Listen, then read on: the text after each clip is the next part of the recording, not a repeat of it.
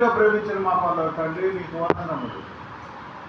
మా ప్రభు యేసుక్రీస్తు నామమున మీ అందరికీ శుభాభివందనములు తెలియజేస్తున్నాను.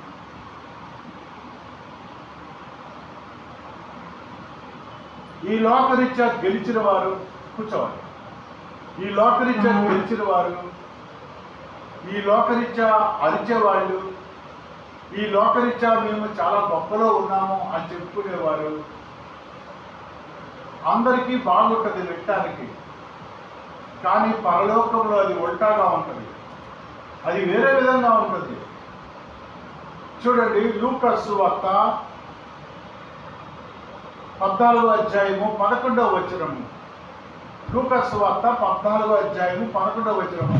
యేసుక్రీస్తు ప్రభువుల వారు తన నోటితో చెప్పిన మాట, ఈ లోకరీత్యా ఎవరైనా హెచ్చుకోబడితే, తను తాను గొప్ప చేసుకుంటే, నేను డబ్బు గలవాడిని, నా దగ్గర బంగారం ఉంది, నేను పెద్ద పొలంలో పుట్టాను, నాకు అందం ఉంది, నాకు అధికారం ఉంది అని గొప్ప చెప్పుకునే వాళ్ళు అందరూ మెచ్చుకుంటారు. కానీ పరలోకంలో అది ఉల్టా అయిపోతుంది. చూడండి, లూకా సువార్త 14వ అధ్యాయం 11వ వచనం. దేవుడు ఏం చెప్తున్నాడు వినండి. తన్ను తాను హెచ్చించుకుని ప్రతివాడును తగ్గింపబడును, తన్ను తాను తగ్గించుకుని వాడు హెచ్చింపబడని చెప్పాను. తన్ను తాను హెచ్చించుకునేవాడు తగ్గించబడతాడు, తన్ను తాను తగ్గించుకునేవాడు హెచ్చింపబడతాడు. ఇది పరలోక నీతి. పరలోకంలో నీతి వేరు, భూలోకంలో నీతి వేరు. అయితే ఆ పరలోకము యొక్క వాక్యము భూలోకంలో నెరవేరాలంటే భూమి మీద కూడా మనం తగ్గించుకొని ఉండాలి.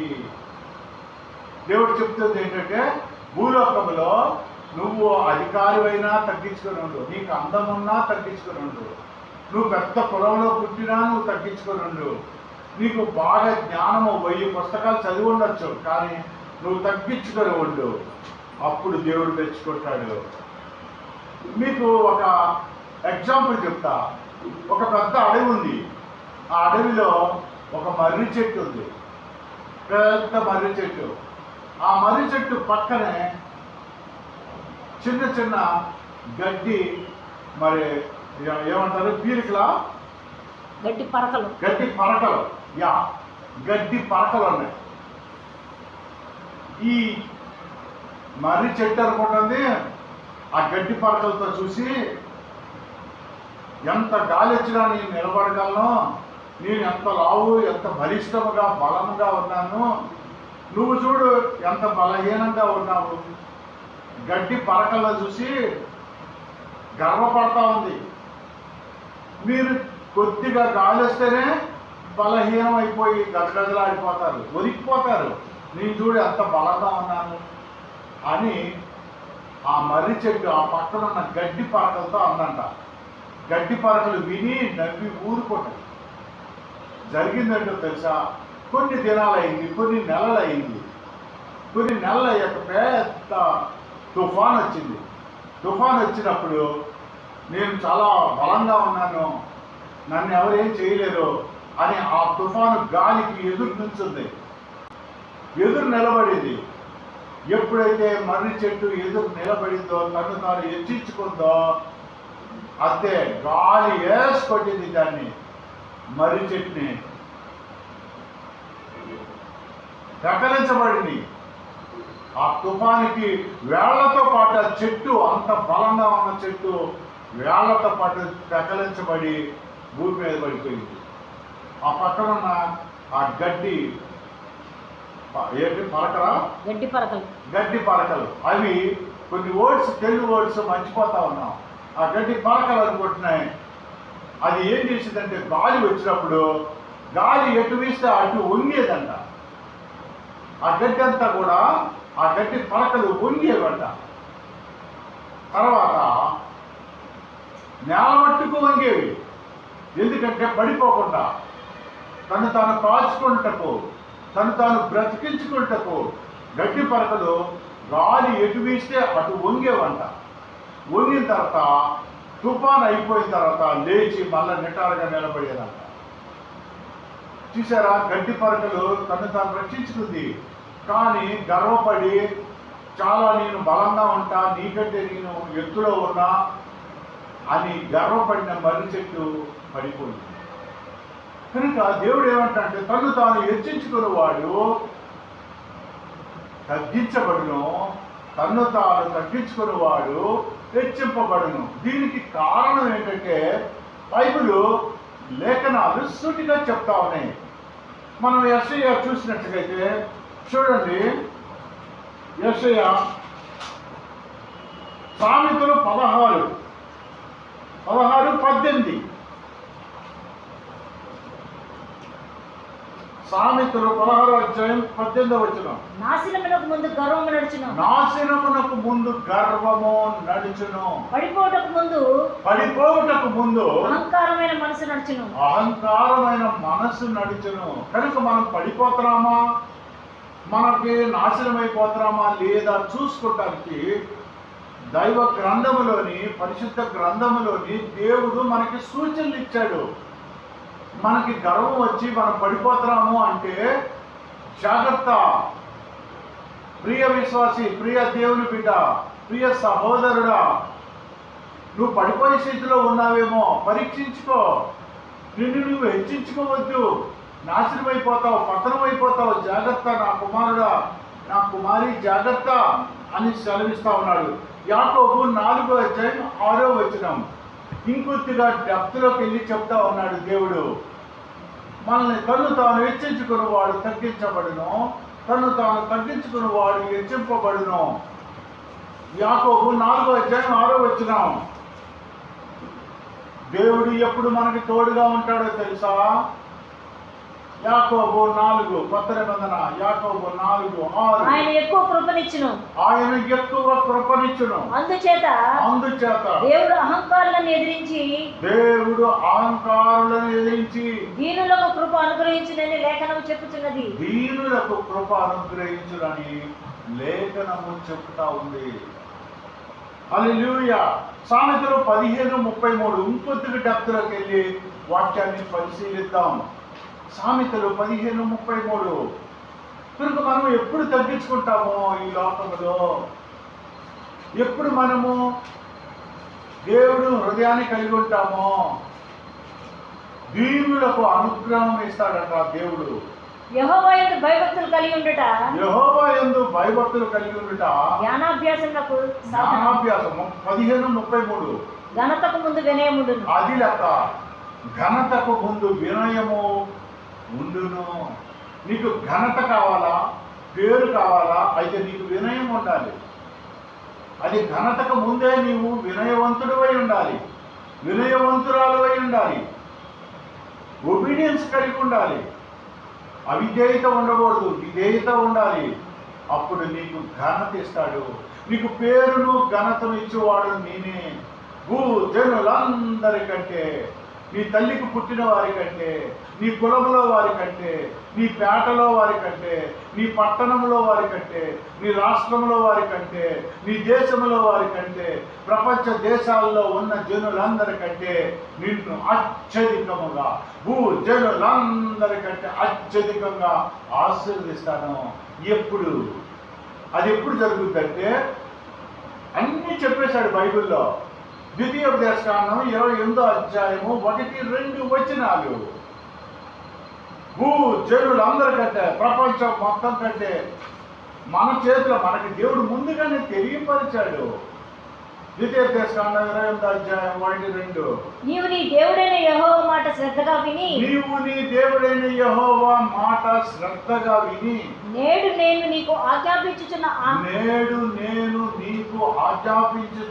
ఆయన ఆజ్ఞలన్నిటినీ అనుసరించి నడుచుకునే ఎడల, అంటే కొన్ని తప్పి కొన్ని పాటిస్తాను, కొన్ని పాటించనండి అని కాదు, అన్ని పాటించాలి. నీ దేవుడైన యెహోవా భూమి మీద ఉన్న సమస్త జనముల కంటే నిన్ను హెచ్చించును. భూమి మీద ఉన్న సమస్త జనులందరికంటే నిన్ను హెచ్చించును. అబ్బా, ఎంత గొప్ప దేవుడండి. అది ఎలాంటిది? ఏమో అదంతా బ్లాక్ మనీ ఏమో, లంచాలు తీసుకొచ్చిందేమో, అది దొంగతనం చేసుకొచ్చిందేమో అని అనుకోవద్దు. ఎలా ఉంటుందంటే చూడండి, 14వ చూడండి, ఆకాశము నుంచి, ఇదే అధ్యాయము 28 ఆకాశము నుంచి మంచి ధననిధిని మీ కొరకు తెలుస్తాను అంటున్నాడు. 14 కానీ 12 కానీ 8 కానీ 9 కానీ చూడండి. ఆకాశము నుంచి మంచి ధననిధిని తెలుస్తాను. చూడండి 8వ వచనం నుంచి 14వ వచనంలో, ద్వితీయోపదేశకాండం 28వ అధ్యాయము లేదా 7వ వచనం కానీ పట్టుకోవాలి.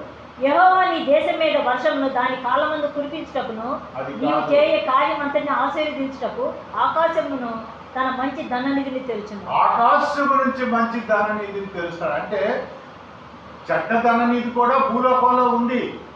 అది లంచాల ద్వారా సంపాదించింది, ఎదుటోడు మోసం చేసి సంపాదించింది, ఎదుటోడికి అబద్ధం చెప్పి సంపాదించింది.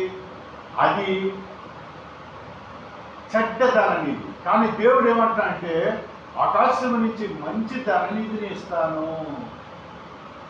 అది నీకు ఆరోగ్యాన్ని ఇస్తుంది, నీకు సంతృప్తిని ఇస్తుంది, నీకు ఆయుష్ని ఇస్తుంది, నీ బిడ్డలకి ఆరోగ్యాలు ఇస్తుంది. నువ్వు బయటికి వెళ్ళేటప్పుడు ఇంట్లో ఇచ్చి నువ్వు ఇంట్లోకి వచ్చేటప్పుడు నీ పిండు పిసికి అంటే నువ్వు చేసే జాబ్ను ఆస్వాదిస్తాను.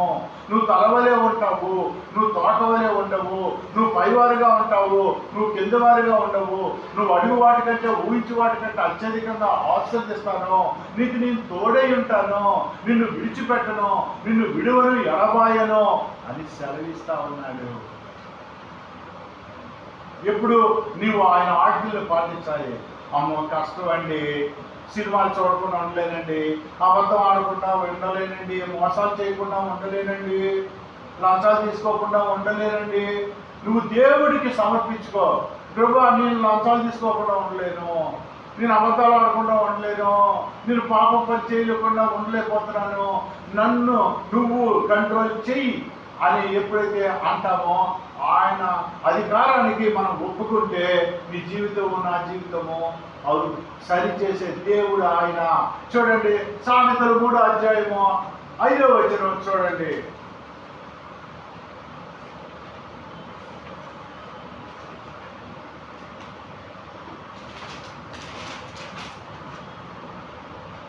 నీ స్వబుద్ధిని ఆధారం చేసుకొనక నీ స్వబుద్ధిని ఆధారం చేసుకోక నీ పూర్ణ హృదయముతో యెహోవా యందు నమ్మిక ఉంచుము. యెహోవా యందు నమ్మిక ఉంచుము. నీ ప్రవర్తన అంతటి యందు ఆయన అధికారంలో ఒప్పుకొనుము. ఆయన అధికారముకి యేసయ్యా నువ్వే, నా జీవితంలో మంచి చేసినా నువ్వే, చెడు చేసినా నువ్వే అని ఆయన అధికారముకు నువ్వు ఒప్పుకుంటే అప్పుడు ఆయన నీ త్రోవలను సరళం చేస్తాడు. అయ్యా నా పెద్ద కూతురికి ఎలా ఉందయా, నా చిన్న కూతురికి ఎలా ఉందయా, నా కొడుకుకి ఎలా ఉందయా, నాకు ఆరోగ్యం బాగోలేదయ్యా అని నువ్వు ఎప్పుడైతే అంటావో నీ యొక్క త్రోవలను సరళం చేస్తాడు. ప్రతి దానికి మార్గం చూపించేస్తాడు ఆయనే. నువ్వు వద్దన్నా కాదన్నా దేవుడు వచ్చి యెషయా 40వ అధ్యాయం 31వ అధ్యాయము, యెషయా 40వ అధ్యాయము 31. దానికంటే ముందుకు ఇంకోటి చూద్దాం. లూకా 9:41, లూకా 9:48, లూకా 9:48.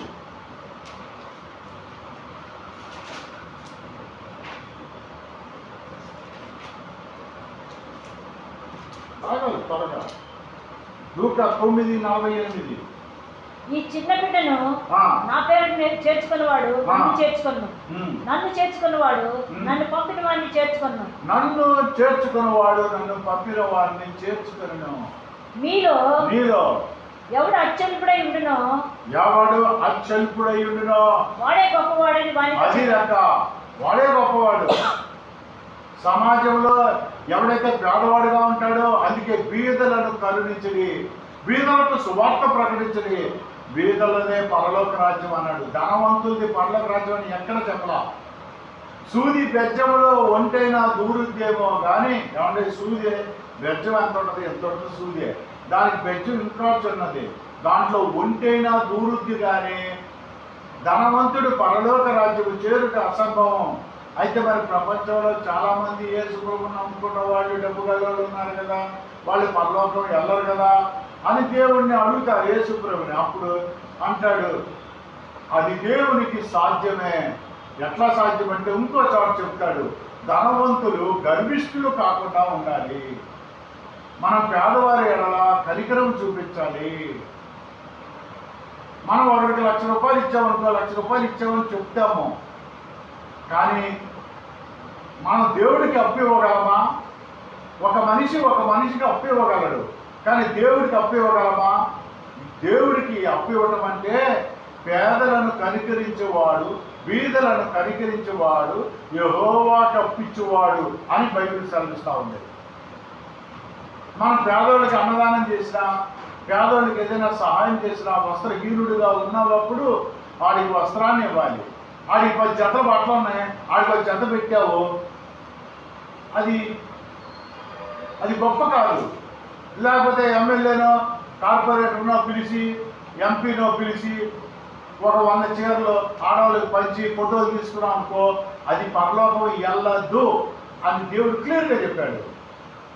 నువ్వు చేసే ధర్మ కార్యాలు ఎవరికి తెలియకూడదు, రహస్యంగా ఉండాలి, అప్పుడు మాత్రమే పరలోకం వెళ్తాయని మత్తయి సువార్త 6వ అధ్యాయంలో చదివించాడు.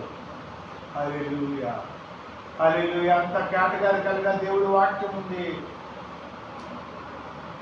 ఎంత ముక్కుసూటిగా దేవుడి వాక్యంతో మాట్లాడుతూ ఉన్నాడు. అయ్యా, నేను ఇంక బాధలు భరించలేనయ్యా, అయ్యా నేను చాలా కష్టాల్లో ఉన్నానయ్యా, నేను ఎంతకాలం కుటుంబాన్ని పోషించానయ్యా, ఇంతకాలం నేను ఆర్థిక ఇబ్బందులతో ఎలాగోలా లాక్కొచ్చానయ్యా, నా ఆరోగ్యం పాడైపోయిందయ్యా, ఇంతకాలం నా కుటుంబాన్ని నేను లాక్కొచ్చాను, ఇక లాగలేనయ్యా అని నువ్వు భ్రమపడుతున్నావేమో. నువ్వు ఎప్పుడైతే చేతులు ఎత్తేస్తావో, ఎప్పుడైతే నా వల్ల కాదు అని అనుకుంటావో, అప్పుడు దేవుడు స్టార్ట్ అవుతుంది. దేవుడి పని నువ్వు నీ సామర్థ్యం మీద, నీ శక్తి మీద, నీ బలం మీద, నీ జ్ఞానం మీద, డాక్టర్కి దేవుడికి తేడా ఒకటి చెప్తారు వినండి. జ్వరం వచ్చింది, జ్వరం వస్తే డాక్టర్ ఏం చేస్తాడు? డోలో 658 అంటాడు. వెంటనే నేనేమంటానంటే ప్రార్థన చేయండి అంటాను. నవ్వుతాడు డాక్టర్ నవ్వుతాడు. ఎందుకంటే అతని జ్ఞానం ఏంటంటే డోలో 650 వేస్తే జ్వరం తగ్గుద్ది అని అతనికి తెలుసు, క్రోసిన్ వేసినా తగ్గుద్ది అని తెలుసు, కానీ నేను ప్రార్థన చేస్తే తగ్గుద్ది అని నవ్వుతాడు డాక్టర్. ఎందుకంటే అతనుకున్న జ్ఞానం అడ్డొస్తుంది. అయితే నువ్వు ఎన్ని డోలో 650 వేసినా వాడి జ్వరం తగ్గట్లేదు అనుకోండి, ఆ వ్యక్తికి అప్పుడు ప్రార్థన పనిచేస్తుంది. అంటే అర్థం ఏంటంటే నీ శక్తి మీద, నీకున్న జ్ఞానం మీద, నీకున్న పలుకుబడి మీద, నువ్వు చదివిన పుస్తకాలు, నీకున్న విజ్డమ్ మీద నువ్వు నమ్మకం వదిలేసినప్పుడే దేవుడు పనిచేస్తాడు. నీ సామర్థ్యం మీద నువ్వు, నీ విశ్వాసము, నీ సామర్థ్యము, నీకున్న శక్తి, నీకున్న బలము, వాటి మీద నువ్వు నమ్మకం వదిలేసి నా వల్ల కాదయ్యా, ఇక నువ్వే. డాక్టర్ గారు అంటారు వారం రోజులు అన్ని మందులు గిందులు అన్నీ ఎక్కించి ఇక దేవుడే రక్షించాలంటే మేమంతా వీ పుట్ అవర్ ఎఫర్ట్స్ దాని గాడ్ విల్ బ్లెస్, ఎందుకంటే మేము ఏం చేయలేమండి అని డాక్టర్స్ చెప్తారు. అప్పుడు దేవుడు పని చేస్తాడు. లేదండి నేను తగ్గించగలనండి, ఇలాంటి కేసులు నేను చాలా బాగు చేశానంటే అన్నారు ఇంకో, అలాగే ఉంటుంది. మేబీ కొంతమంది బాగుపడచ్చు, ఎందుకంటే అతడు శరీర శాస్త్రం చదివాడు కనుక బాగుపడచ్చు, కానీ కొన్ని కేసులు బాగుపడవు. అలాంటివి దేవుడే దిక్కు. మీకు బెస్ట్ ఎగ్జాంపుల్ చెప్తాను. ఇక నేను అయిపోయాను రా, ఇక నన్ను ఎవరు పట్టించుకోవట్లేదు, నా చుట్టాలు, మా బంధువులు, మా స్నేహితులు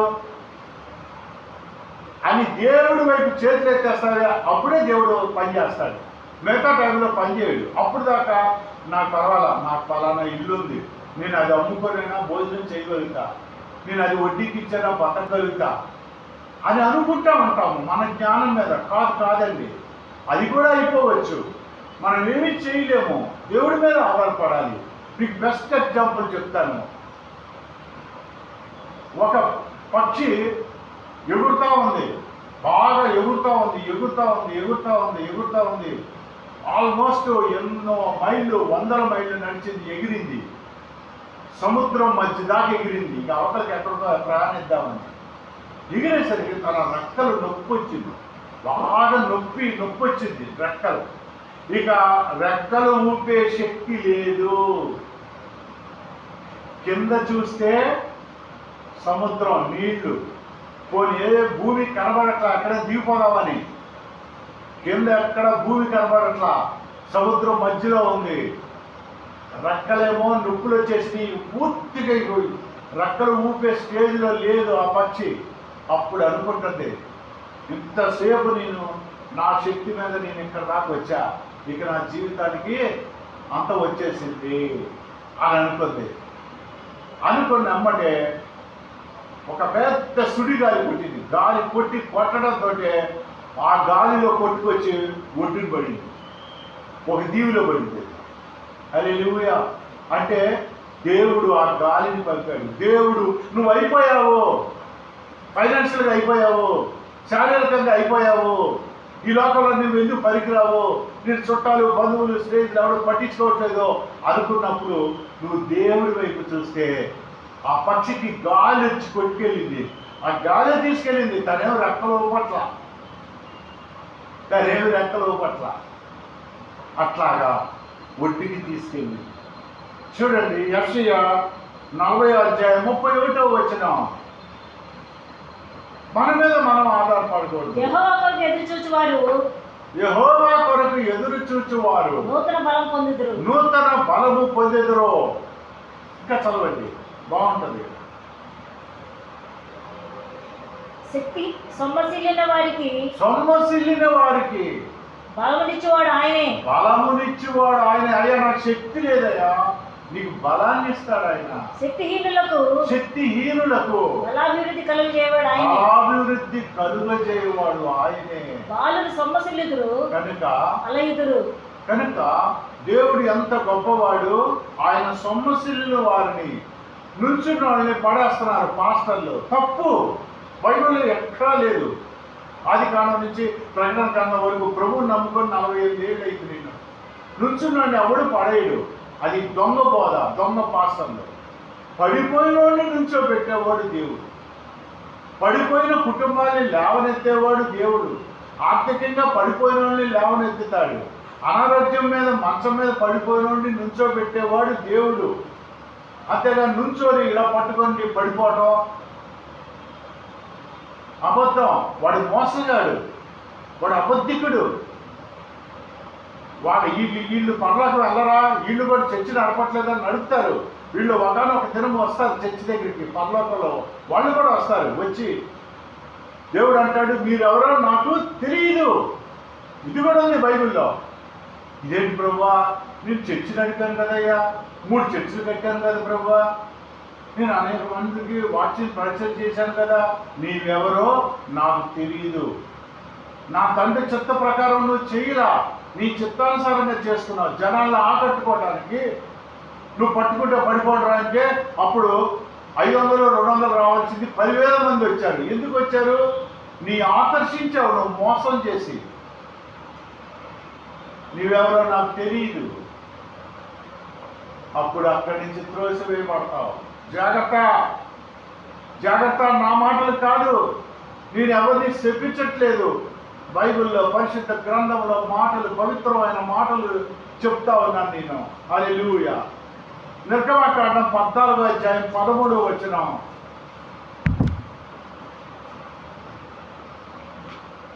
నిర్గమకాండం 14:13.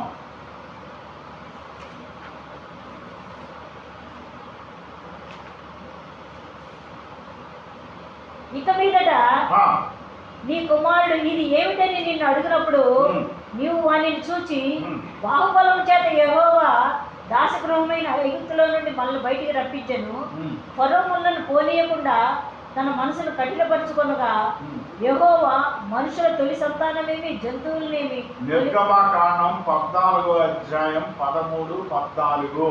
తప్పు చదువుతున్నారు. 14:13. 14:13. 14:13.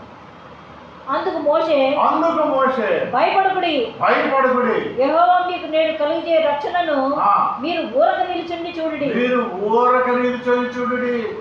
మీరు నేడు చూచిన ఐగుప్తీయులను ఇక మీదట మరి అన్నడు చూడరు. నీ శత్రువుని ఇక చూడవు అంటాడు, చచ్చిపోతాడు. వాడు ఇక కనబడ్డావు. నీకు వ్యతిరేకంగా రూపొందించబడి ఏ ఆయుధం వర్ధిల్లదు. హల్లెలూయా. యుద్ధము యెహోవాది, ఆయన చూసుకుంటాడు. నీ శత్రువులు ఎదుట నీకు ఆహారం పెడతాడు. కేవలము నమ్మిక మాత్రము ఉంచము.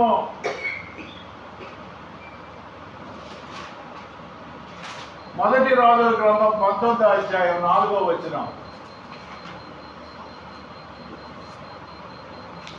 మొదటి రాజుల గ్రంథం 19వ అధ్యాయం 4వ వచనం. మొదటి రాజుల గ్రంథం. హల్లెలూయా.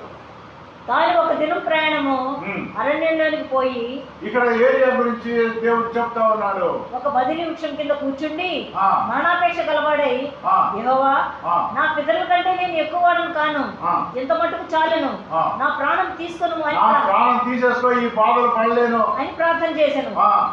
అతడు బదిలీ వృక్షం కింద పరుండి నిద్రించుండగా ఒక దేవదూత వచ్చి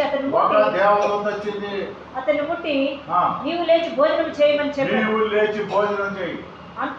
అతడు చూచినంతలో అతడి తల దగ్గర నిప్పుల మీద కాల్చబడిన అప్పమును నీళ్ల బుడ్డియు కనబడేది కనుక అతడు భోజనం చేసి తిరిగి పరుండెను. అయితే యెహోవా దూత రెండవ వారు వచ్చి అతన్ని ముట్టి, నీ శక్తికి మించిన ప్రయాణం నీకు సిద్ధమై ఉన్నది. చూసారా, ఇక్కడ ఏలియాకి ఒక దేవదూతను పంపించి రొట్టె తయారు చేసి, దేవుడే రొట్టె తయారు చేసి ఇస్తా ఉన్నాడు. అంటే అర్థం ఏంటంటే, హల్లెలూయా హల్లెలూయా, ప్రతి విధమైన అంధకార శక్తులను నజరేయుడైన యేసుక్రీస్తు నామమున బంధిస్తున్నాను. దుష్టుడు తట్టుకొని పోతా ఉన్నాడు. ఆయన మాట్లాడుతూ ఉన్నాడు. సర్వశక్తి గల దేవుడు, ఆశ్చర్య కార్యములు చేయి దేవుడు, అద్భుత కార్యములు చేయి దేవుడు. హల్లెలూయా హల్లెలూయా. ఏలియా భయపడ్డాడు. ఒక లేడీ అన్న మాటకే భయపడి బదిలీ వృక్షం కింద కూర్చొని, అయ్యో నా ప్రాణం తీసేసుకో. ఇతను ఎంతమంది ముందు అద్భుతాలు చేసిన ఆయన. అప్పుడు దేవుడు అంటా ఉన్నాడు, నువ్వు లేవు, ఇదిగో ఈ అప్పం, ఈ రొట్టె తిను.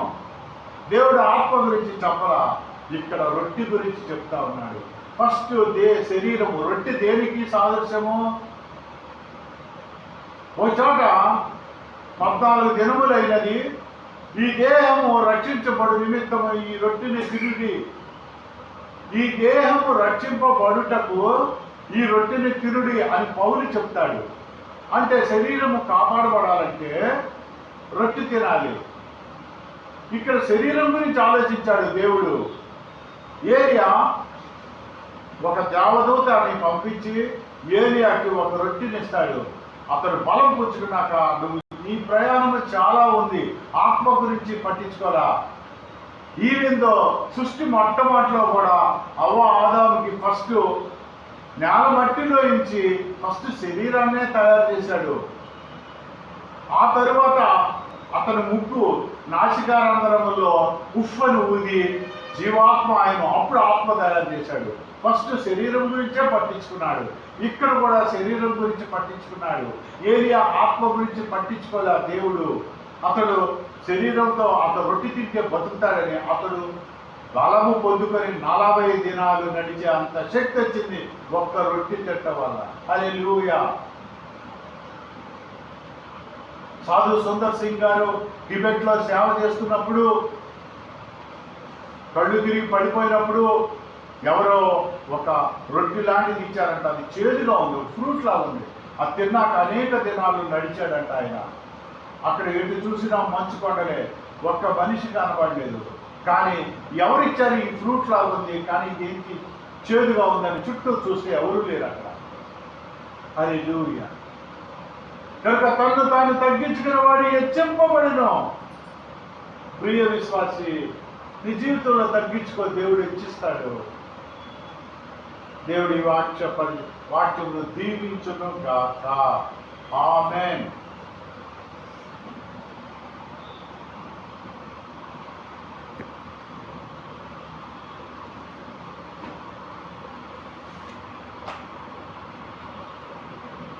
ప్రార్థన చేయలేదు అంటే ఇందులో కూడా చేస్తాడు.